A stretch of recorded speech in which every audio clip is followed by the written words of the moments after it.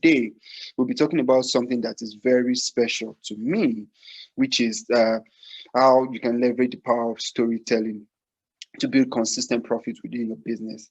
And we have with us today Lamide Johnson.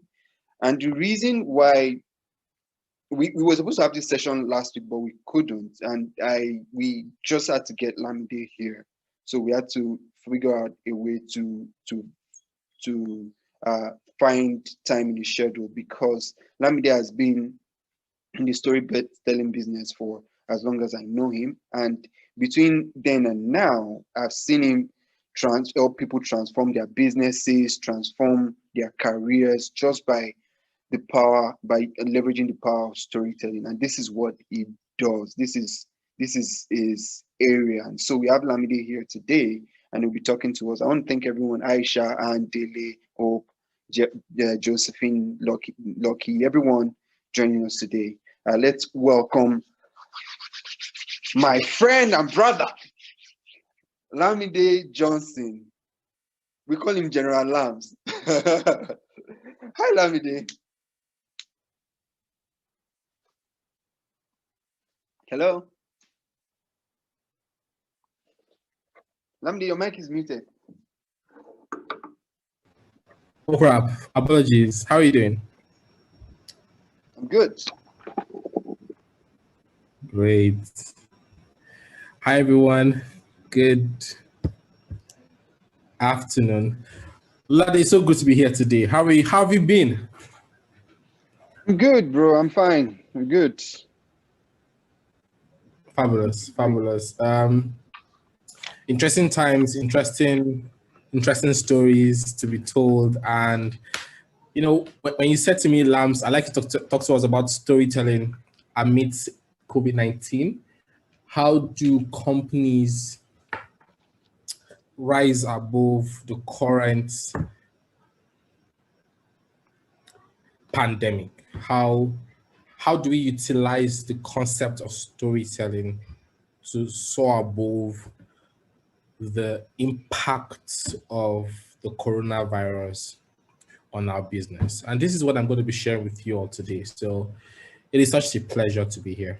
Thank you, Ololade, for inviting me. Thank you for making our time for this. I know your schedule is very tight, so thank you very much. This is family.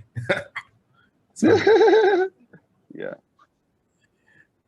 All right. So I think what I think we'll do is maybe you should just quickly run us through a brief overview of what storytelling is and why it's important, why it's so important in the process of trying to build a business or trying to build a venture. What is storytelling and why is it important? Let's start from there. Then we'll go into the other things that we'll talk about and how people can practically use storytelling to build their businesses. So why is storytelling so important? Okay, great, brilliant perspective. I thought you wanted me to start doing definition of storytelling, and I'll ask you to go and Google it. I'm not going to respond to anything I go to Google. let's utilize this time very well. So here's what I think we can do, right? Let me say why is storytelling important even during a pandemic, and how would you tell stories amidst a pandemic that doesn't sort of make you look like an opportunist of the current situation, but helps you to ensure that your business still connects with your audience, or let's use a business terminology and not a storytelling terminology, your customers. And so first off, you know, without storytelling, you can't connect. I'm going to say that again. Without stories, you can't connect. And the singular most valuable and valid way to connect with your customers is through storytelling. And let me explain. People have just gone through a pandemic. People have had their finances hit. So tell me, Ololade, why people still traveling? How come people are still traveling? Well, Vacation. How because they come? have to. How come iPhone 12 came out and people still bought? There's a pandemic. Yeah. There's a pandemic. Some people bought 4. People bought phones. People are upgrading their devices. People are building their houses. In fact, Dangote shares was the highest ever last year. Go and check it. Wow. The profit they reported was the highest ever. It means, Ololade, that there was a pandemic for a building. Yeah. How are people launching new businesses, new products? How did Zoom suddenly make so much money? How? There was a pandemic.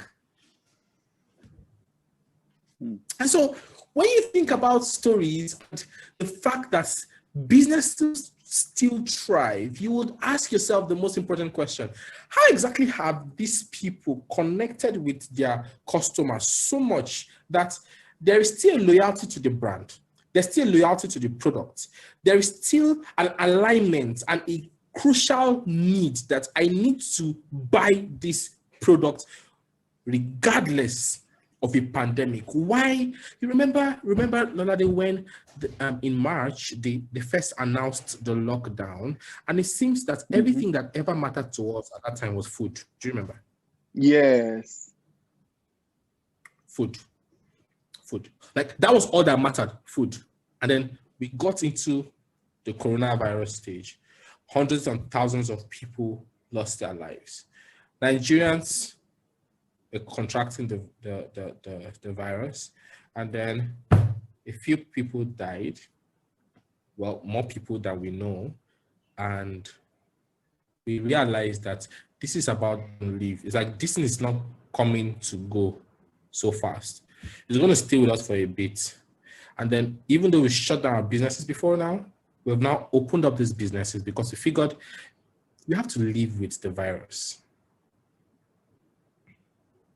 So the only way to connect with your customers amidst a pandemic is through storytelling. Have we established that? Yep. Beautiful. Now, how? How do you do this? How do you do this? Because now there's so much social distancing restrictions. Look, you're talking to somebody and everybody's all maxed up. In fact, some people come for Zoom calls with Max. Before now, listen. Before now, you will go for a meeting, and I see Ololade, and the next thing I'm like, "Hey, bro, what's up?"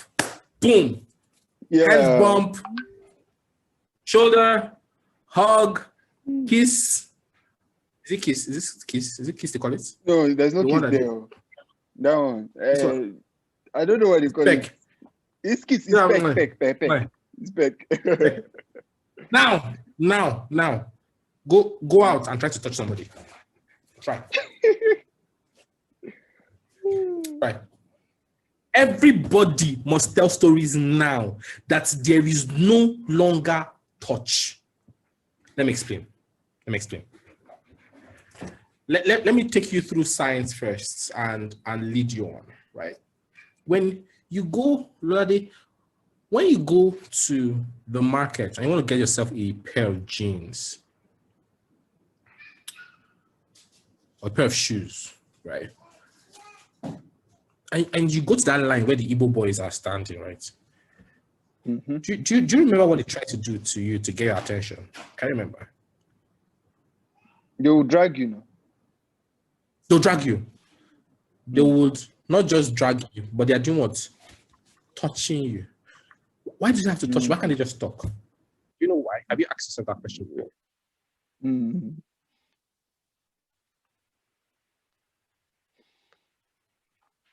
Have you asked yourself the question?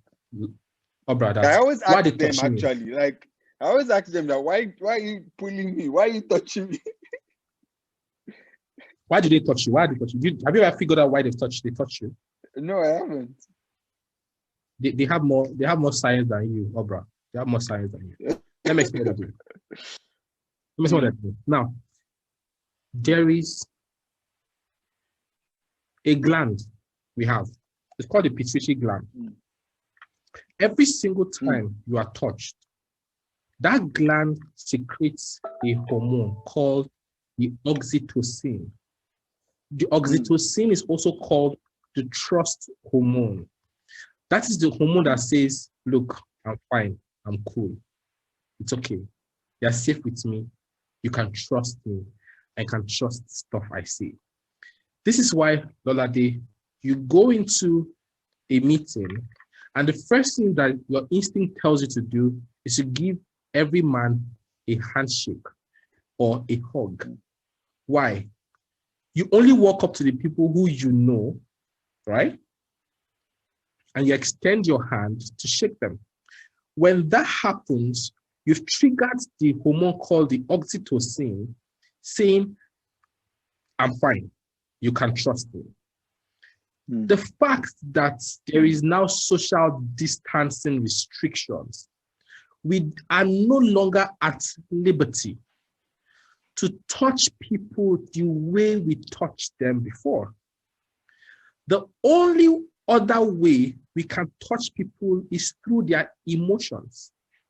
To touch people during a pandemic through their emotions, you have to tell a story, because stories are emotional. Stories evoke emotions. Even more, when you tell a story, the person you're telling the story to is reliving the same experience as you, and suddenly it seems as though you are both operating on the very same wavelengths. You are aligned, and the gland, the pituitary gland, secretes the same hormone, oxytocin, when you hear a story. This is why when you watch a movie, you find yourself crying. You find yourself crying during the movie. Why are you crying? It's a movie. Is it you the kid? Is it you the booger? Or you cry. Why? Because you are seeing this and you're like, oh shit. You feel, oh my God. And you almost jump up as if it's happening to you. The reason is because the story has gotten to you. So this is why it's even more important for you to tell stories during a pandemic, because you can't touch people. You can't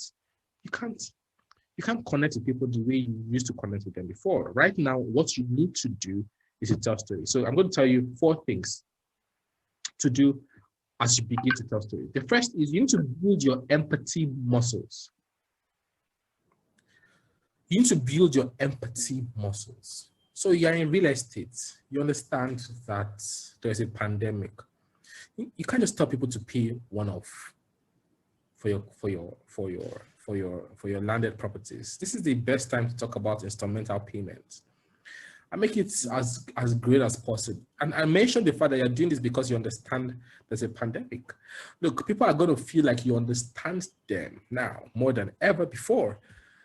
If you own a school and you're running a school, you need to be able to talk to your appeal to the emotions of the parents and let them know that their kids are in the safest and most serene place possible.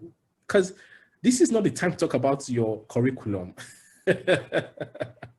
You don't talk about curriculum for my 4-year-old. Like, seriously. This is not the time to talk about the curriculum. No, this is the time to talk about safety. Right now, I want to know if my child is safe. I want to know if my child, like, are they wearing face mask? If a child is coughing, are they sending the child back home? That is the kind of stories we want to tell. But you can't tell that if you have not built your empathy muscle. And to build an empathy muscle, it is saying to yourself, what is this person thinking right now? What is this person feeling? What is this person going through? Think like the parents. Think like the father, the mother. Put yourself in their shoes and say to yourself, what is this person passing through at this very instance? And how can I make sure I see the story that affects them right now? Number 1, you build your empathy muscle. Number 2, listen. Listen. Look, a lot of people want to tell stories, but they just spend time just like talking and talking and talking and talking. What I suggest you do is you spend a ridiculous amount of time simply asking questions. And how can I make sure I see the story? You simply like listen, ask questions, and listen to the answer. And listen, do this without judging, without interrupting anybody. Like just you are curious and you're genuinely curious. The more you do that, the more your customers feel like you really do care about them. Number 3, be brave. Be brave. Listen, it is a huge challenge, or rather a struggle, for people to talk about their lives. It's a struggle for people to talk about what they've been through, what they're going through. It's a huge struggle. I get it. But you need to be brave about it. You know, there was once a time when people caught COVID in Nigeria, they're not going to talk about it. They're going to hide it. Yeah. No one, because they don't want to be stigmatized. I remember when Ife, Drosimi Eti, spoke about the fact that she caught COVID. It went viral. Why did it go viral? Because the lady was brave. The lady was very brave about talking about the fact that she caught the virus. What you need to do at this time is be as brave as you can be and let people know. Share your truth, right? Share it. Don't hold back. Like Meghan and Harry. Don't hold back. Yes, actually, yes. That's a story. It's powerful, right? It's powerful. You can look at it from different perspectives. Have you ever wondered why stories trend? What trends? Stories trend. Right now, the fuel price has increased, right? Ololade, are you aware in Nigeria, fuel has increased? I'm aware, my brother. I'm aware. So we're not going to, what is trending is not the fact that fuel has increased. What is going to trend is the fact that is a hardship that will follow because fuel has increased. And so if I'm talking about being brave, is being brave enough to speak about the fact that, look, this is going to impact your business as a business owner. The more the fuel increases, the more cost of production increases, the more it is hard to manufacture. It means you may need to review the salaries of your team. It means a lot of things, right? And so you have to be brave about the stories you tell. Now, the fourth thing and the final thing is your vulnerability. Be vulnerable. Yeah. Be vulnerable. And I'd like you all to go research on Brené Brown. She's fantastic, and she had a TED talk where she spoke about vulnerability. And if you should go watch it, so I just check on YouTube. Vulnerability is strength, right? And vulnerability is the fastest way to get your customers to align with you, to have some form of rapport with you. Is when this happens when you are vulnerable, when you make them feel like you understand them and understand what they're going through. Is when you are vulnerable enough to share certain things that your business does. Be vulnerable enough to talk about your why. Be vulnerable enough to talk about your team. Be vulnerable enough to talk about your production process, the problems you've encountered. Be vulnerable enough to talk about the future and what you anticipate to get. Be vulnerable. These are the 4 things I wanted to share with you today. Obra, over to you.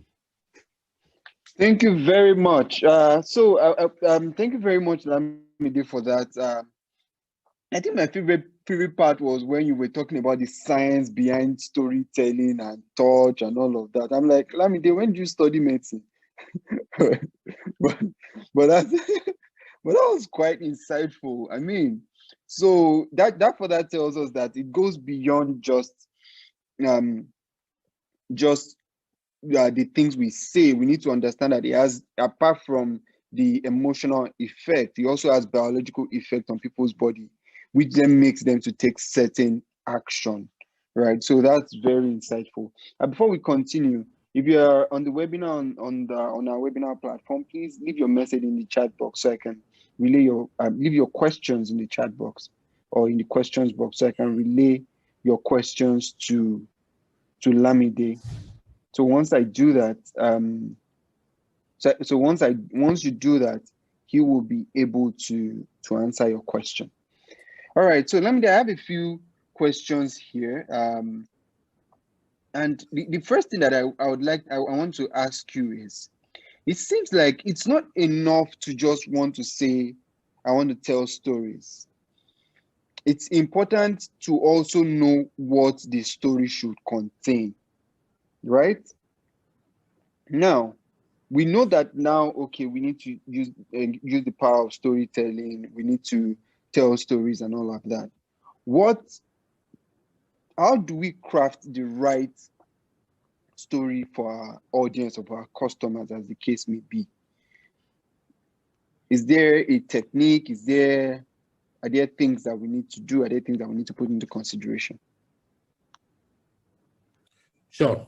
Now, there are 5 main things that you should consider when you're telling a story. The first is your story must have a place. A place. When you're telling a story, make sure they're in the United States, in Russia, in Nigeria, in Abeokuta. There should be a place. Number 2, a time. A time. You must have a time in your story. Listen, the things I'm telling you now are the reasons why some people tell stories and then it seems very incomplete and you're not sure what happened. Like, what's this person saying? Like, what? I didn't get it. And the person is laughing, excited about it, but you didn't get it. It's because it doesn't have these 5 things. Number 3, a main character. Your story must have a main character. This main character can be you. It could be your customer, it could be your staff, it could be your financier, your investor, it could be whoever. It must have a main character. Number 4, it must have an obstacle. What is a story without some challenges? No story without challenge. It must have a challenge. And the last thing, it must have a goal. What do you want to achieve with this story? And I always tell people, the easiest hack with telling a story is starts with the end in mind. You don't just go in and tell stories. You want to ask yourself, why is this story important? And why do I have to tell this story right now? Because, as you're having a conversation, you have several stories playing up in your head and you're just not sure of which one I should tell. You pick the one that most aligns with your goal. And so that's why the goal is important. Wow. Okay, thank you very much, Lamide. For now, we don't have any questions that's coming now. We'll not be able to take any more questions because we have to wrap this up. Lamide has graciously given us about 30 minutes of his time. Thank you very much, Lamide. By the way, if you'd like to know more, Lamide can help you to really craft your stories and also teach you in detail, because all of this is just on the surface, right? We've just touched the surface. We want to go deeper. You can follow him on Instagram. Your Instagram is Lamide Johnson, right? Correct. Yeah. So you can follow him on Instagram. His Instagram handle is now Lamide Johnson, and you can. I'm very sure that the interaction you have with him would be something that you always refer to and look back to in the future, and you'll be like, wow, I'm happy I interacted with this guy. So please, if you can, or if you're interested, I would advise that you do that. Lamide, you want to say something? Yes, you can also follow the Storytellers Academy on Instagram. We just set it up, and we're going to be using that platform to do lots and lots of our storytelling trainings. Okay, that's great. Wow, that's nice. That's nice. All right, thank you. Thank you very much, Lamide. And thanks to everyone who has joined us for today's webinar. Next week, we'll be talking about something interesting. We'll be talking about how to innovate around your business, especially if you're just starting. So let's make it a date once again. And let's have a wonderful weekend.